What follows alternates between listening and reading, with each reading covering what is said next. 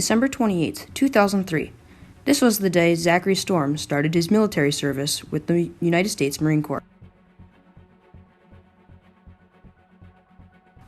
He picked the Marine Corps because the Marine Corps had a great reputation for being the best. This next slide, he explains his choice. What made you want to join the Marine Corps in specific? I always wanted to join the Marine Corps, just because it was one of the known for the toughest ones, so I thought it'd be cool. Zachery Storm served during the Iraq War, which was between 2003 and 2011.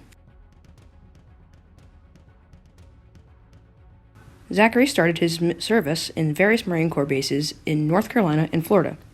The base where Zachery had his basic training was New River in North Carolina. Upon finishing his training, he was moved on to a handful of other bases around the states.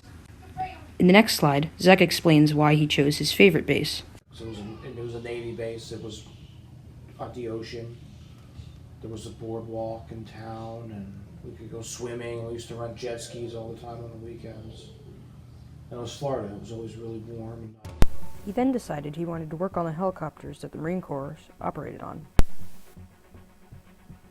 And with that job, he had to do medical evacuation, or medevac for short, the removal of personnel, injured or dead, off of the battlefield.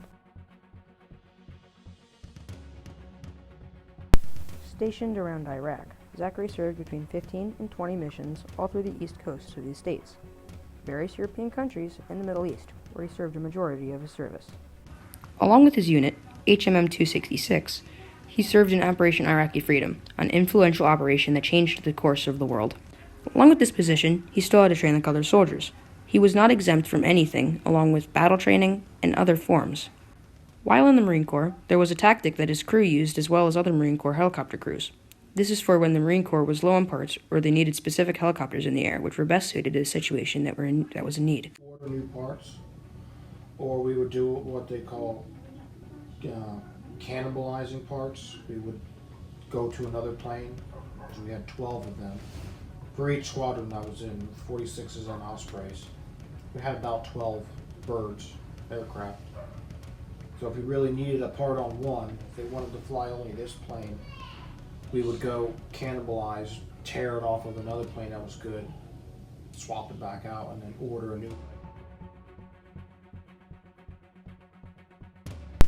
In the next slide, Zach reflects on some highlights of his service. First, CH-46 squadrons to decommission, like we shut down because they were introducing the Osprey, the new airplane that's going to take over the 46.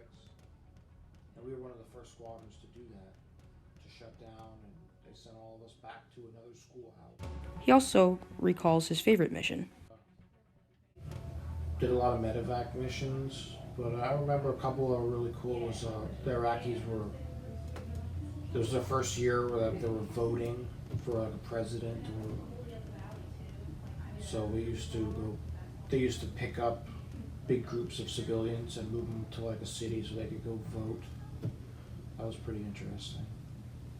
A lot of them people had never been on a helicopter plane before, so they thought. He recalls his life in the workforce afterwards in this next slide. So what did you go on to do as a career after the war?